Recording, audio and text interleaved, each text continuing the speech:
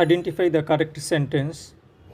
এখানে ক নাম্বারটি সঠিক অ্যান্সার, কারণ নিয়ম হলো একটি সেন্টেন্সে একাধিক নেগেটিভ ওয়ার্ড ব্যবহৃত হতে পারবে না। একাধিক ওয়ার্ড ব্যবহার করলে সেটাকে রিডান্ডেন্সি বা বাহুল্য দোষ বলে।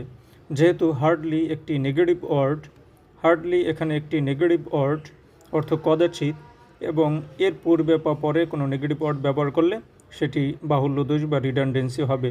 সুতরাং এখানে হার্ডলি ব্যবহৃত হয়েছে এবং পূর্বে বা পরে কোনো নেগেটিভ ওয়ার্ড নাই, তাই এটি একটি সঠিক অ্যান্সার।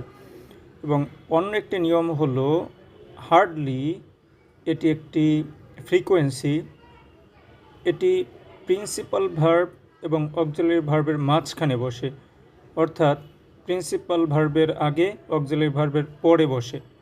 সুতরাং সেই নিয়ম অনুযায়ীও এটি কারেক্ট।